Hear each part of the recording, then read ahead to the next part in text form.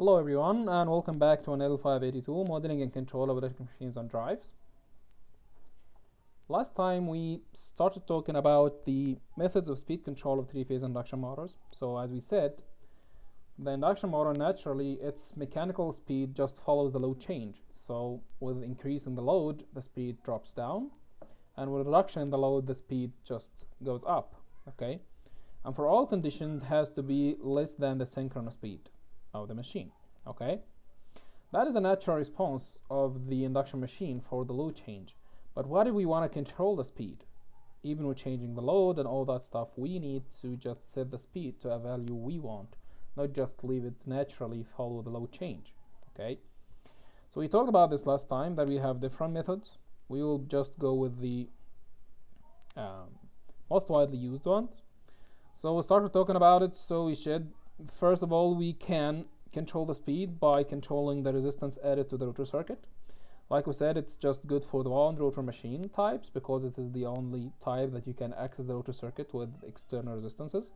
Like we said, if the original torque speed curve, like you see in here, is the black one, if we increased the rotor resistance by adding external one via the slip rings and brushes, the torque speed curve will be shifted towards the left hand side, like seen here, but the synchronous speed is still at the same position because we didn't change the synchronous speed.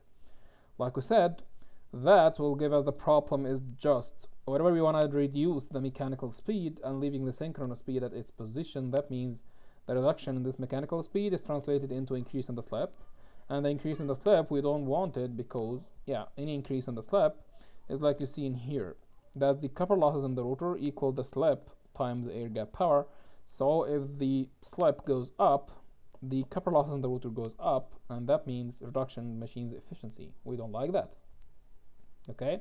But it's still a viable method, you can use it, okay? It's all about everything has its just pros and cons, you know. The other method we used to talk is was controlling the supply voltage, the stator supply voltage. Obviously, we talked we can do it with multiple methods to control this voltage, but the most obvious one is using auto transformer. By just controlling the turns ratio of this auto transformer, we can control the voltage going to the stator. Like we said, reducing the voltage because we cannot increase the voltage over the rated one. So the machine naturally works at the rated voltage, so we can reduce this voltage to reduce the speed. We cannot increase it over the rated value because this will make an insulation breakdown on your winding. That means burning the machine. So we can increase the voltage like you see in here. That will just transit us from the black torque speed curve, the original one at the rated voltage, to the blue one at this reduced voltage you used here.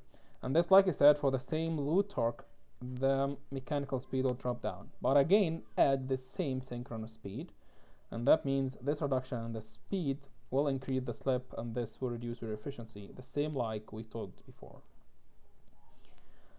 So we found that we need a method which changes the synchronous speed itself to change the mechanical speed, like we said. So the mechanical speed equals 1 minus the slip multiplied by the synchronous speed. So if you can control the synchronous speed, it will control your mechanical speed directly. With the very big advantage is controlling the synchronous speed will let you change the mechanical speed without making the slip bigger, and that means sacrificing the machine's efficiency, like we said before. Okay, guys? So like we've seen here, if you just from 1 go into 2 by reducing the synchronous speed, that means you're shifting the whole torque speed curve to the left, including the synchronous speed itself. So the difference between the synchronous speed and the mechanical speed will remain almost the same, and that means you have reduced the mechanical speed without increasing the slip, okay? And that gives you the advantage is controlling this speed without sacrificing the efficiency, without increasing the copper losses in the rotor, okay, guys? So the whole point is how to control the synchronous speed. Back to its equation, synchronous speed equals 120 F over P. So controlling it goes by controlling the frequency of the stator voltage or by controlling the machine's number of poles. We started talking last time about changing the machine's number of poles. Number of poles is something about how you wound your machine's coils, okay, guys?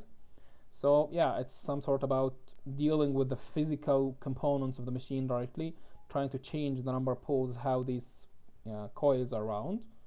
So we started talking about it last time. It's just you have two different methods. The first one is you use two separate sets of winding. That means, I hope you remember, that's the stator winding and even the rotor winding. They are three-phase winding. So that means you have already three separate winding, one for each phase. But for now, we will have two sets of them. That means we'll have 6 winding, okay?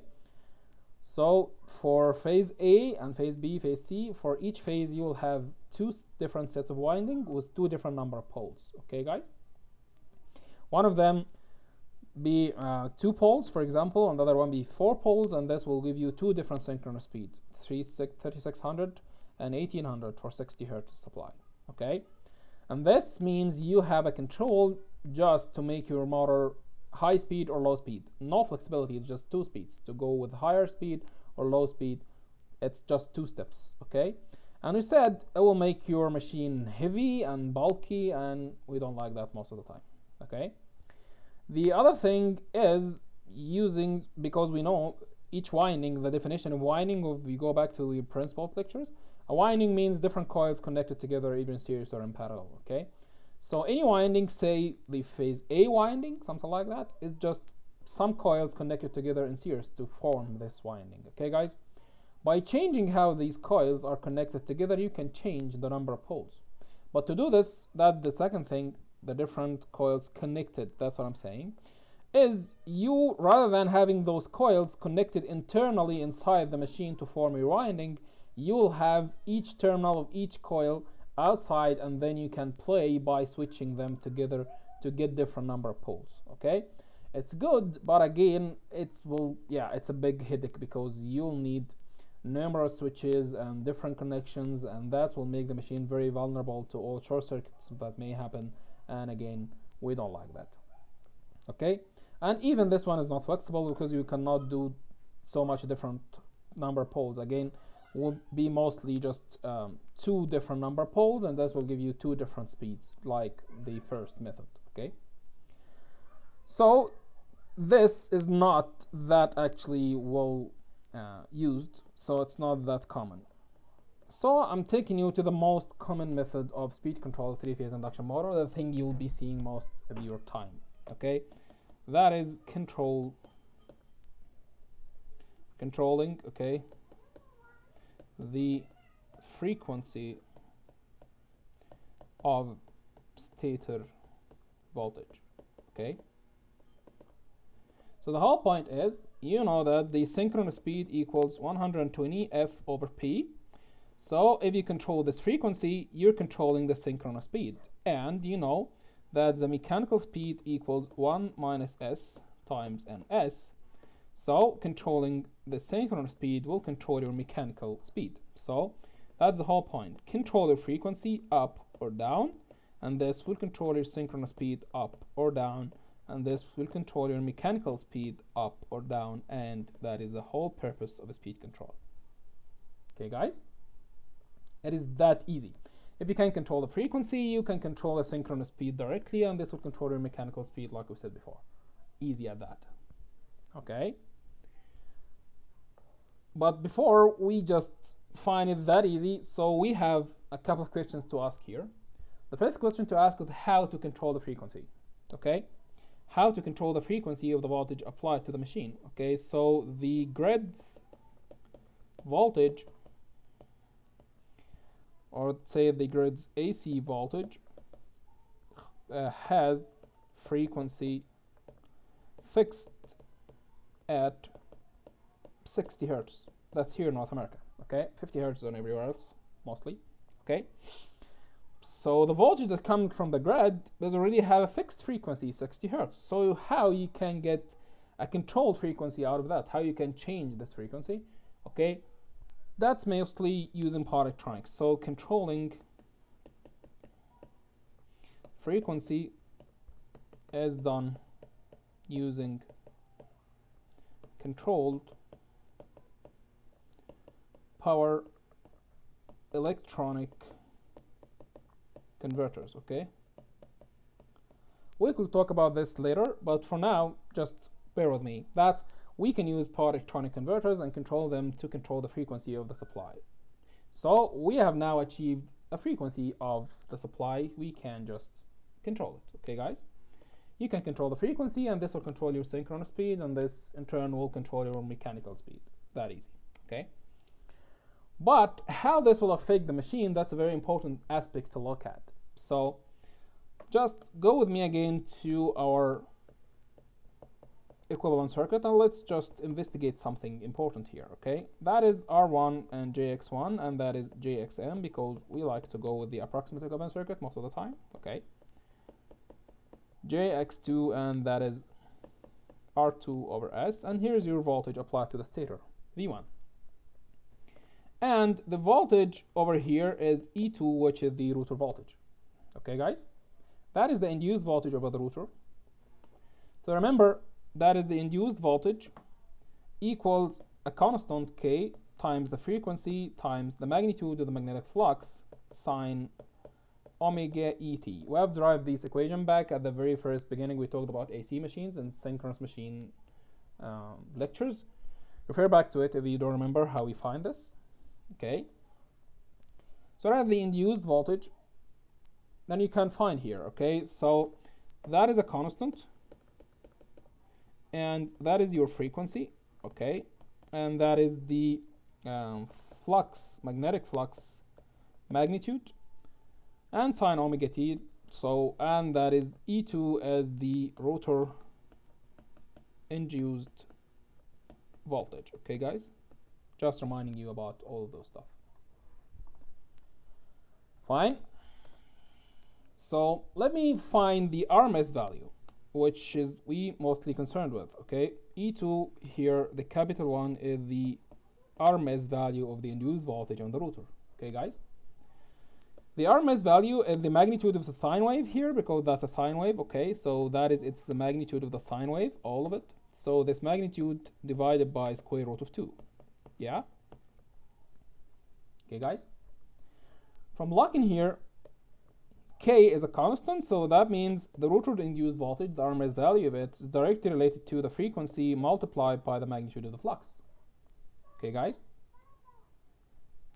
And that will give you this idea that the magnitude of flux is directly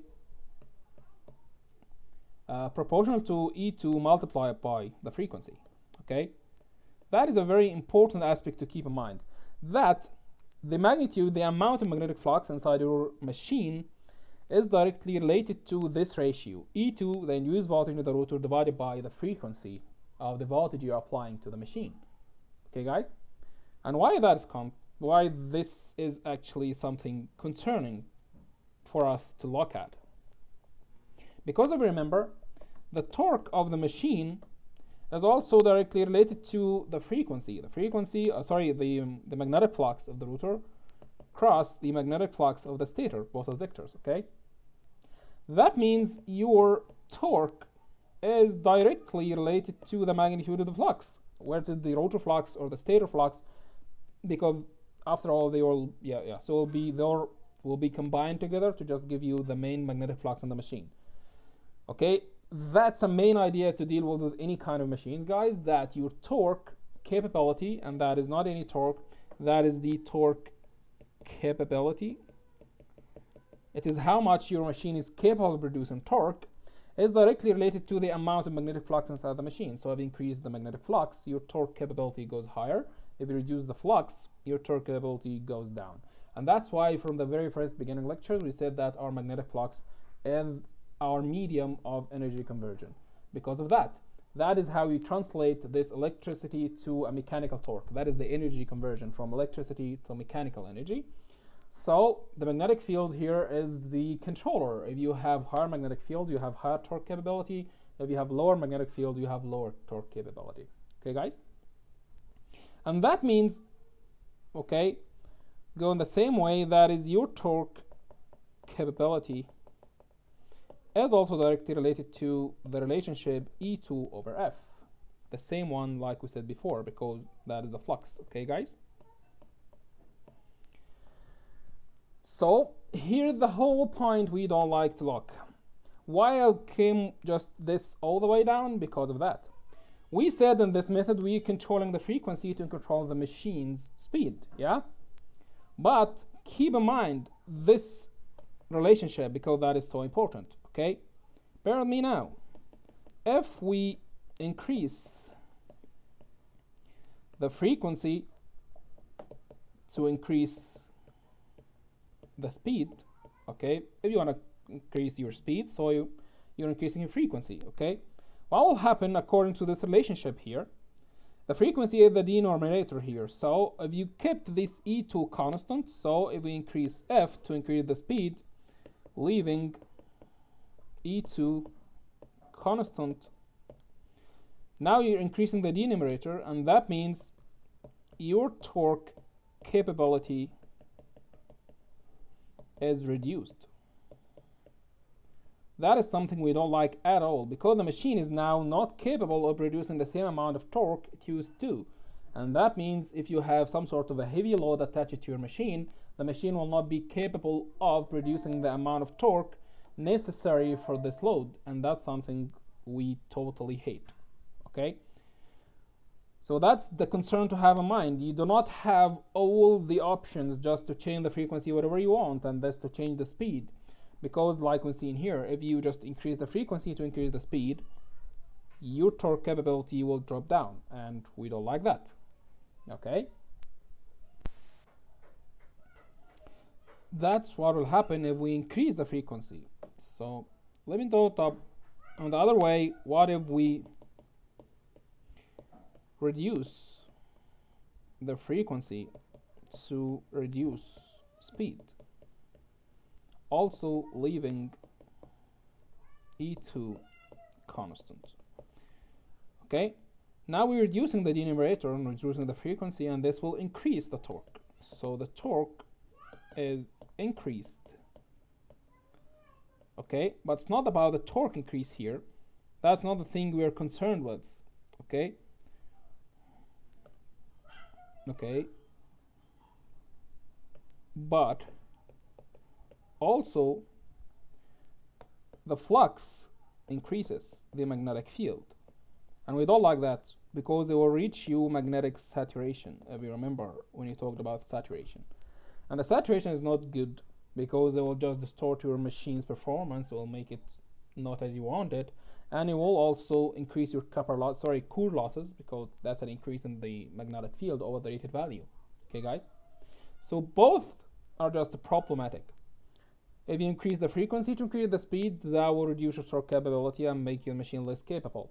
And if you reduce the frequency to reduce the speed, that will increase your magnetic field, which may lead you into saturation, and that's not something we like. And it will increase also your core losses and sacrifice your frequency, so your efficiency, okay? That's why I'm saying all the time that happening if we leave E2 constant. That's why we don't leave E2 constant, okay? So, to avoid both problems, we control E2 with controlling the frequency to leave the ratio E2 over F constant at its rated value, because the rated value is the value we want the machine to work on all the time. Okay, guys?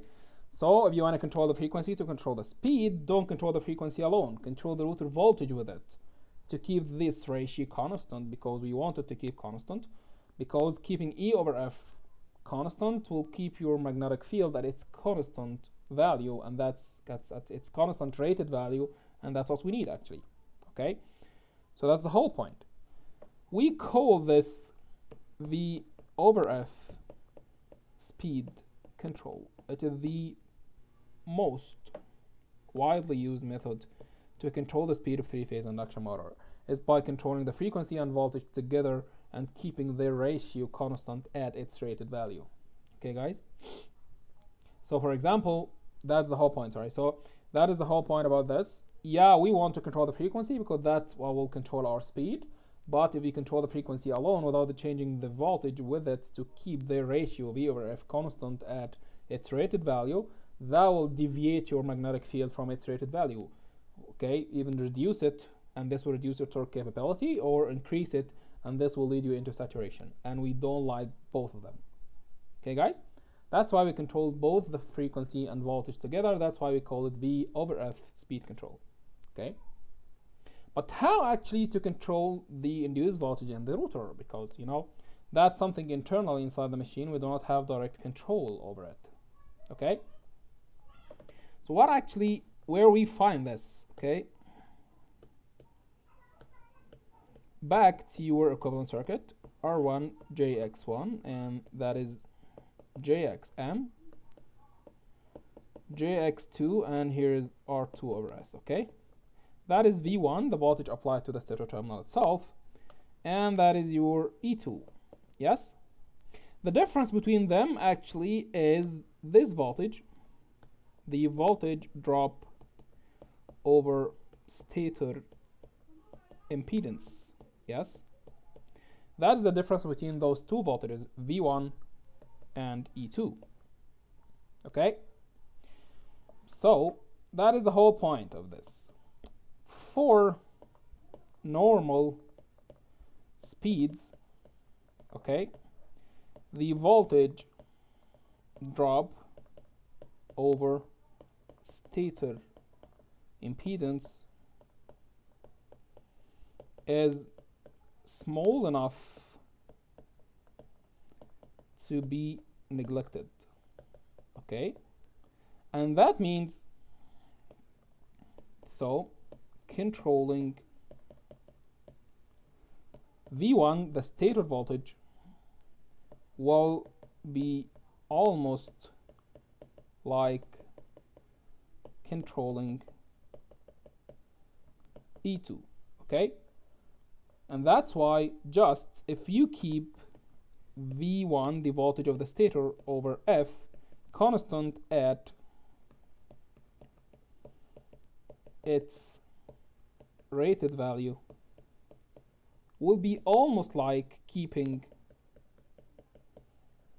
E2 over F constant at its rated value.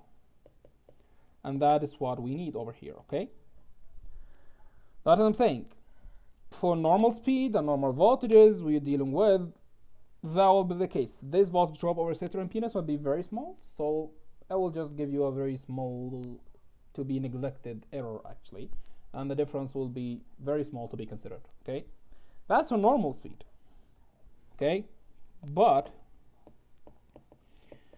for very low speeds, okay, and that is typically less than 1/4 of the rated frequency. So if you go with the frequency very low because you want your speed to go very low, below its 1/4 of its rated voltage.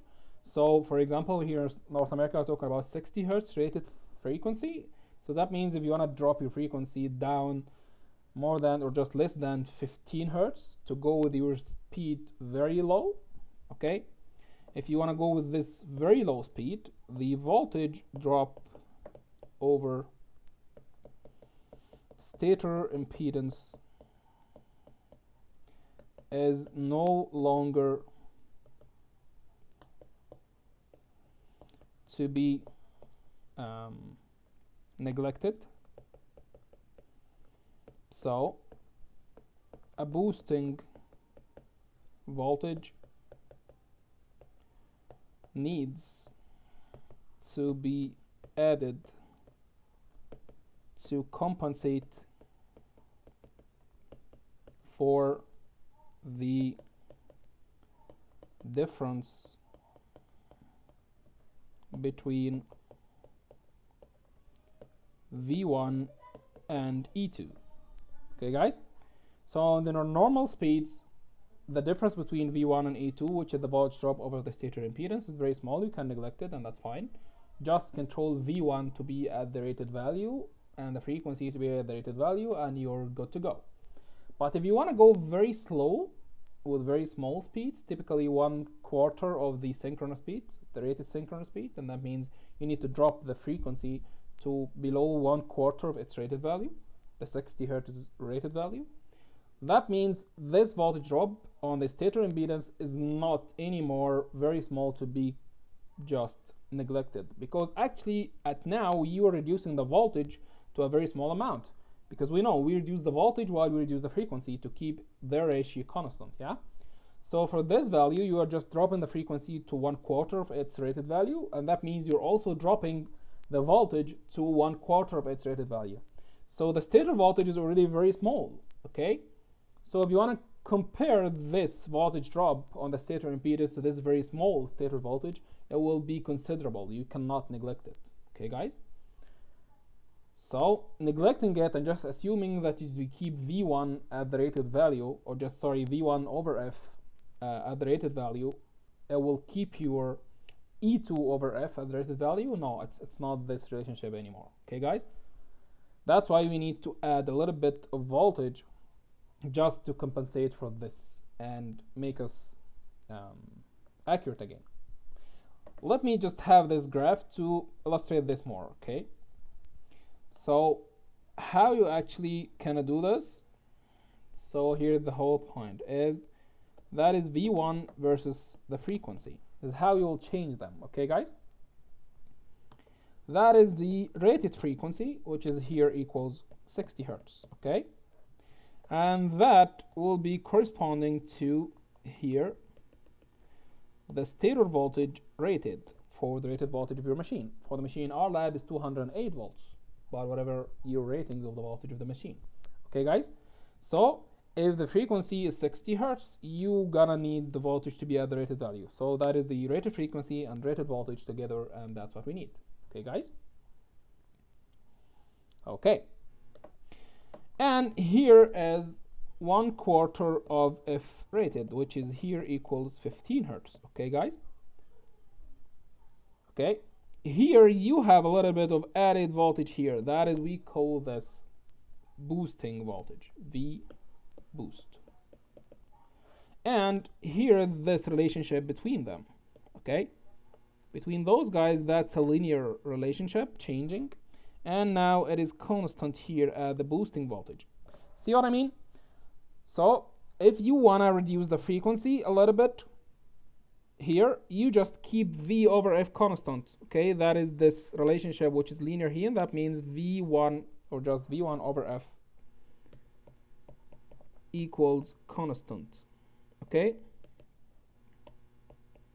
and it's not just that constant, it is at the rated value. Okay, the rated value of the ratio, guys. So it is the ratio, the rated value of the ratio, V1 over F rated will equal V1 rated over F rated. Okay, and you keep this value, and whatever you want to change the frequency, you just refer back to this ratio and to find the corresponding voltage. Okay, so while you are here and this values for the frequency, you just keep V1 over F constant. But if you go very low here, like we said, now we're going into this very slow speeds, very low frequencies. We cannot just keep going down here at a linear space, because like that it will not be accurate. We have to add a little bit of voltage here. So very down here, we just keep the voltage just constant here at this value.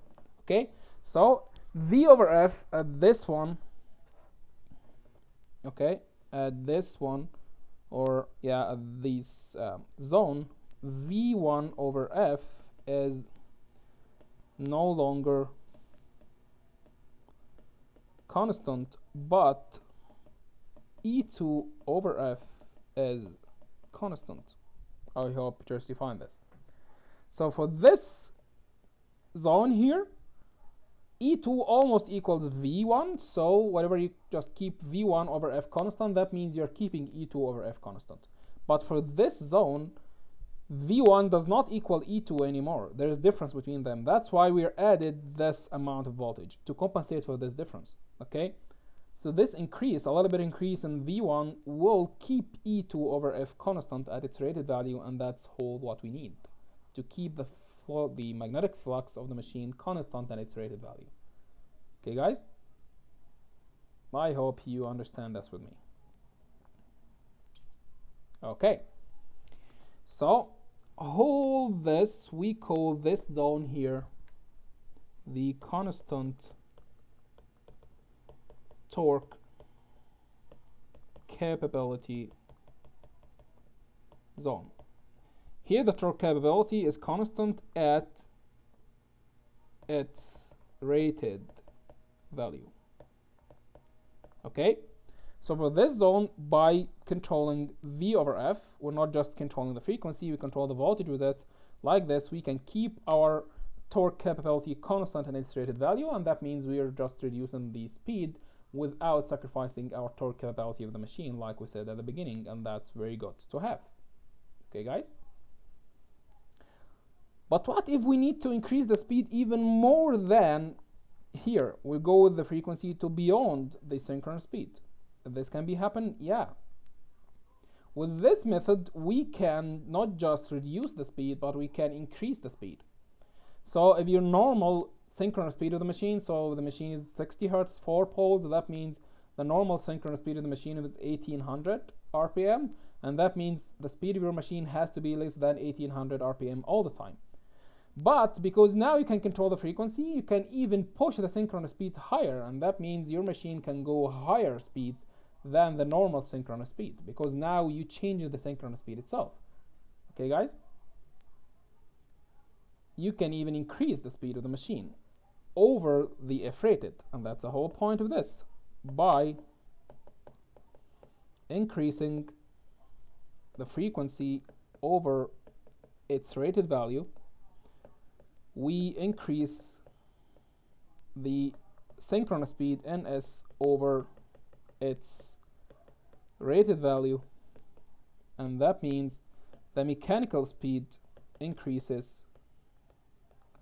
over its usual rated value. Okay, so we can go higher as much as we can? No. Anyways, we are governed by the mechanical limits, okay, until the mechanical limits, because yeah, you cannot go very, very high speeds, otherwise your machine's mechanical parts will not be intact anymore. You may be breaking the shaft, you may be breaking the bearing that holds the shaft in position and all that thing. So yeah, you can increase the speed over the rated speed a little bit, but not very, very high values. Okay, guys? How you do this? By increasing the frequency over the rated value. So you go here. It's not 60 hertz your limit anymore. You can go beyond the 60 hertz. But what will happen at this? Okay? Okay. So you can increase the frequency over its rated value. But what about the voltage? The voltage cannot be increased over its rated value. So that's why we keep it constant at its rated value here. We cannot increase the voltage. Because yeah, increasing the frequency will increase the speed, and the machine can handle an increase in the speed over its rated value for a little bit. But what about the voltage? The voltage cannot handle to be increased, even slightly increased over its rated voltage. The winding would be burned. So the voltage cannot be increased over its rated voltage. So you can increase the frequency, but yeah, you cannot increase this. You cannot increase the voltage in turn. Okay, guys? So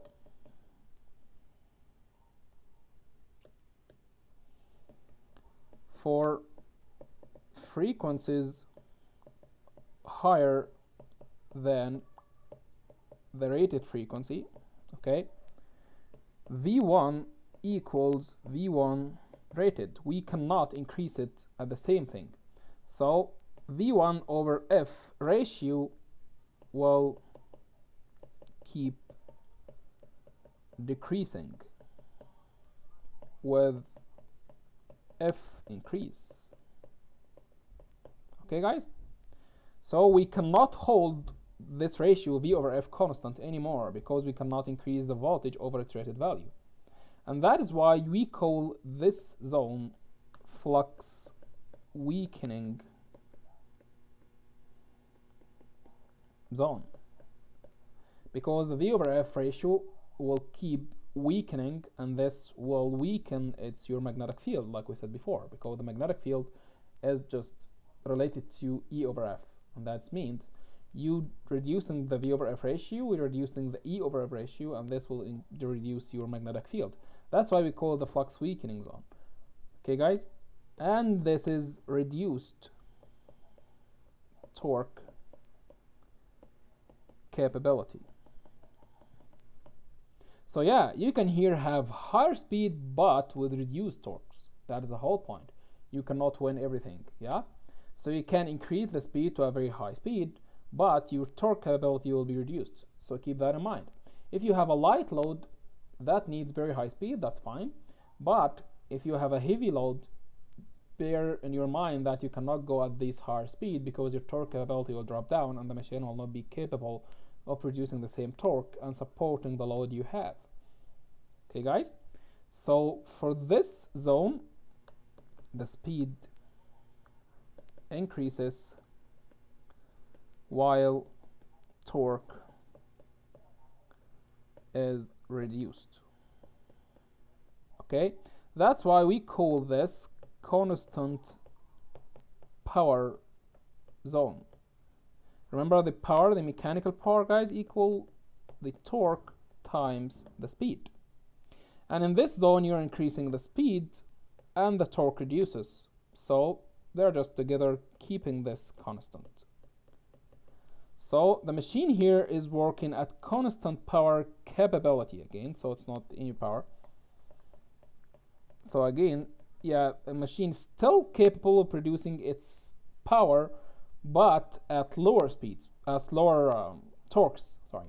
So yeah, you can increase the speed, but the torque will drop down. Yeah, you will be able to convert the same amount of power, but it's not the same amount of torque. So you cannot be holding the same torque. Okay, guys? So that's the whole point.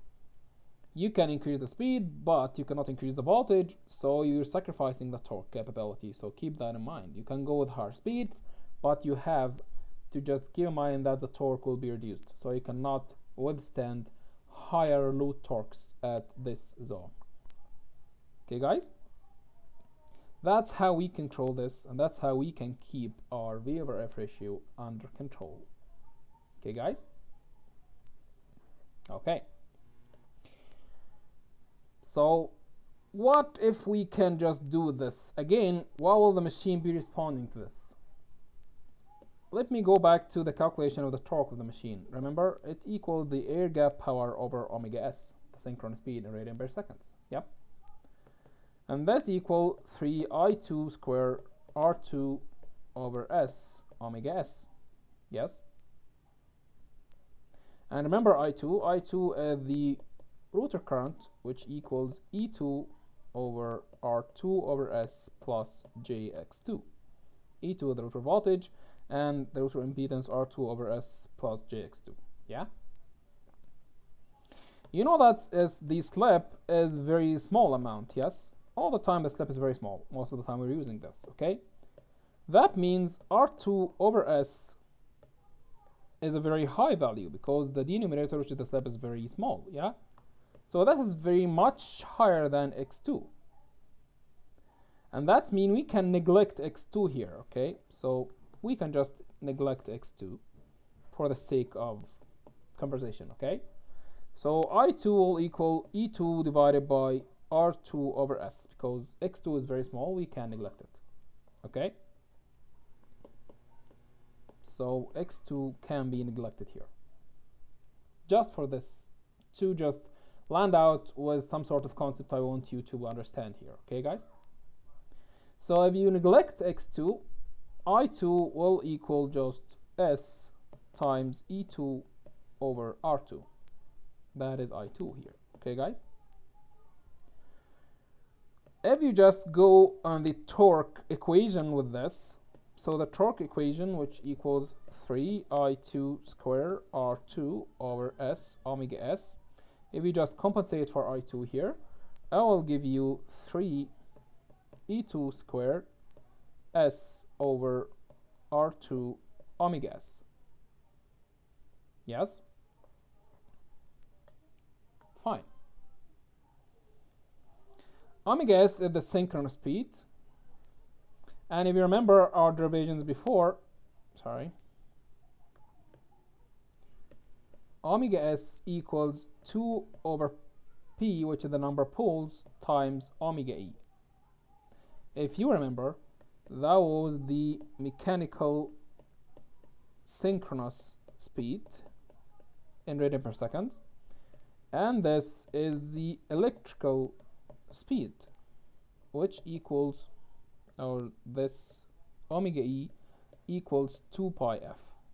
We have dropped this at the very beginning again of the synchronous speed lectures. If you don't remember, just please refer back to it. I'll just save you a lot of time trying to digest this. Okay,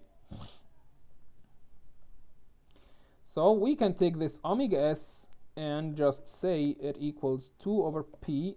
This p is the number of poles, multiply by omega e, which is 2 pi f. Okay, guys? Okay. So if you just compensate for this, it will give you the torque to equal 3 p over 2, 3 e2 square s over r2 omega e. Just by compensating this. Okay, guys? Let me just multiply this by omega e over omega e. Just, it will give you 1, but I want to go with this now. Okay? This will equal 3 p over 2. Okay? Omega e, omega 2 here, over omega e, will be multiplied by another omega e. It will give you omega e squared, and that's e2 squared. That's why it will give you e2 over omega e all squared, multiplied by s omega e over r2. Okay, guys? If you remember, the slip multiplied by omega e equals omega slip, the slip speed. Okay, guys? That is the slip speed. And slip speed also equals omega s minus omega m, if you remember. The synchronous speed minus the mechanical speed, but they are all now in radian per second. Okay? That is the whole thing I need to derive all of this to land out. That's 3 multiplied by p over 2, e2 over omega e all squared, multiplied by omega slip over r2. What does this bring you here? Okay? Remember, that is e2 over omega, because, yeah, omega e is 2 pi f anyways, so that is the whole point. Using our v over f speed control, we keep this ratio e2 over f constant at its rated value, okay? That is as far as you less than the rated frequency, okay? Okay, while the frequency is less than the rated frequency. Okay, guys? So look here, keeping e2 over f constant, that means you're also keeping e2 over omega e constant, because you know omega e is just 2 pi over f, yeah? So before the rated frequency, we are keeping v over f constant, and this keeps your e over f constant. And that means this ratio here, e over f squared or e over omega e squared, will be kept constant, okay? This number of poles are also constant, so don't play with this. R2 is constant, again, we don't control this.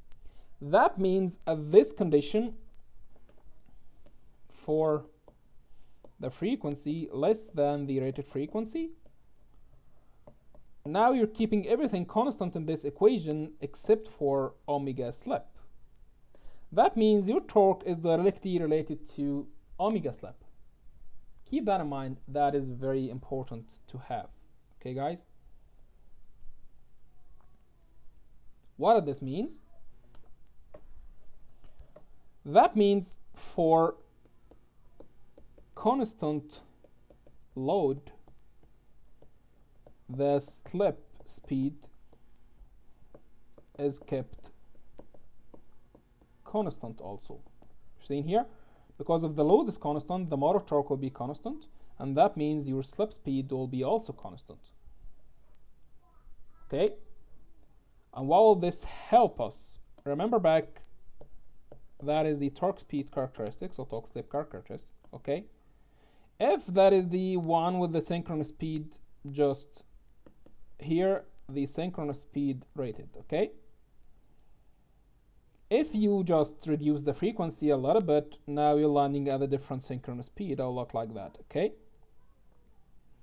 by knowing that, you mean if your torque is kept constant, that is T load, you know that the slip speed will be constant. That means this difference between the synchronous speed, this difference, which is the slip speed 1, omega slip 1, and that is omega slip 2, by using this, you will know that omega slip 1 will equal omega slip 2 at the same load torque. Okay, guys, that's very important to have in mind, because using this, you can actually predict what will be the new speed width, because you just have a control over the frequency, and this will control your synchronous speed.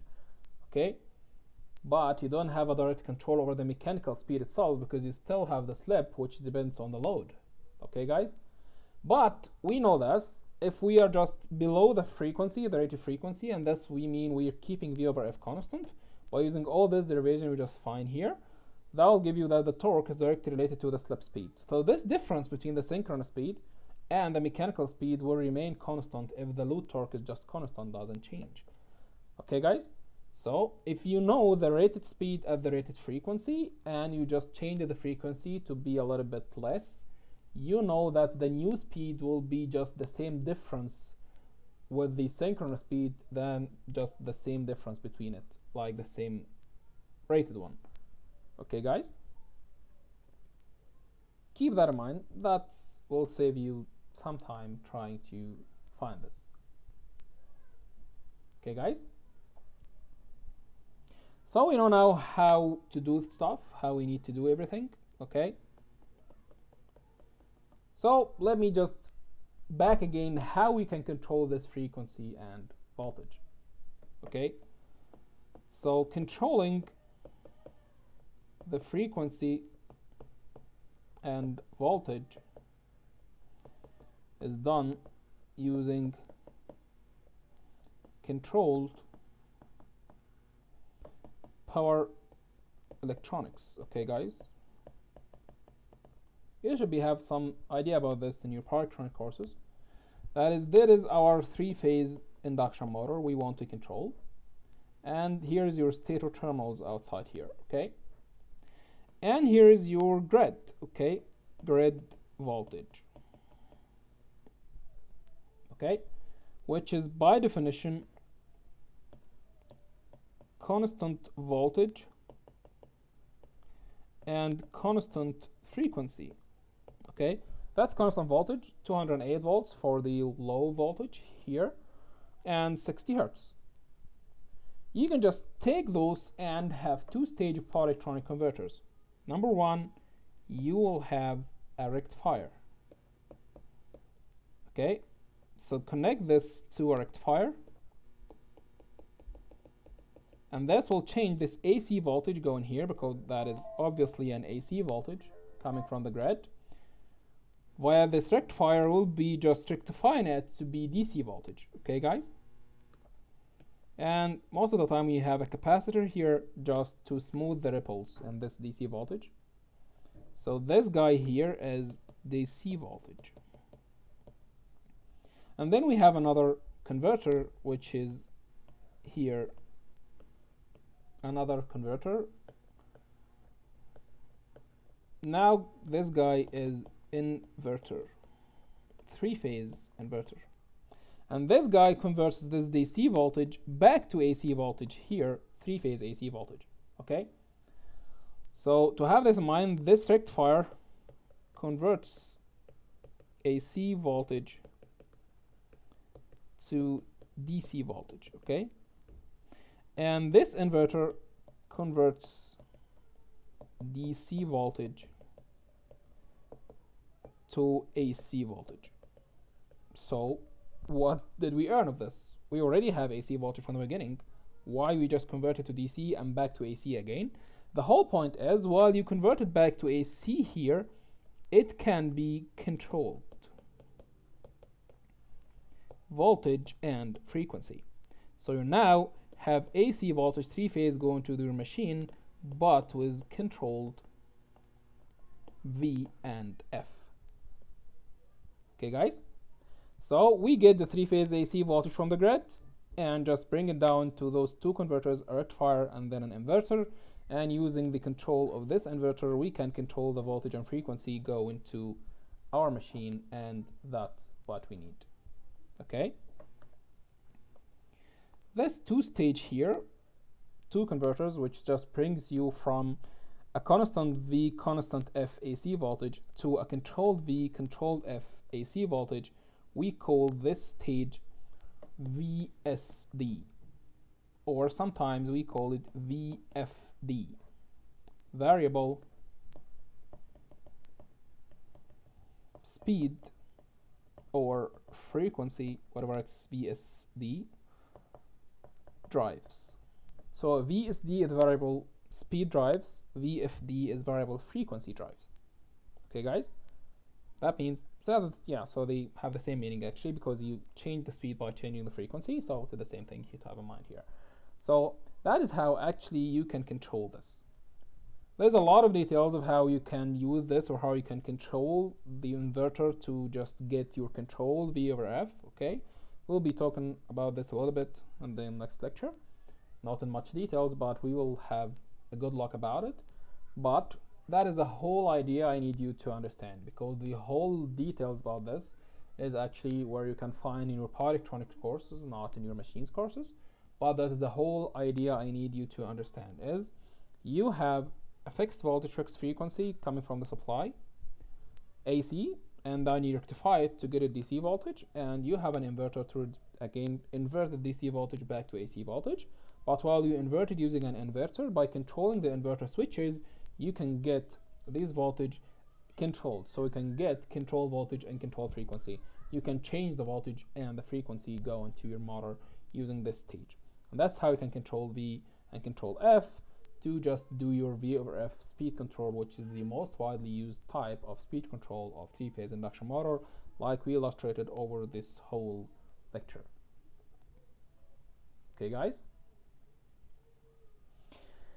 That's what I wanted you to understand about V over F speed control. We'll keep just digging a little bit about this next time, about talking about how actually you can control this inverter to get different voltage and frequency, just to understand more about this idea. But for now, I'm very satisfied about this amount of understanding about V over F. You don't need to go that much details into the power electronics details, because that is out of our scope. It's going to power electronics courses. But for now, that's what we want you to understand about the speed control of three-phase induction motor. That's a very important topic, and I hope you got this. We'll take some time to review both of those two lectures. They're very important, and I'll be happy to have your questions whenever you need them. Okay? Thank you so much, guys, for being with me today, and I hope to see you next time.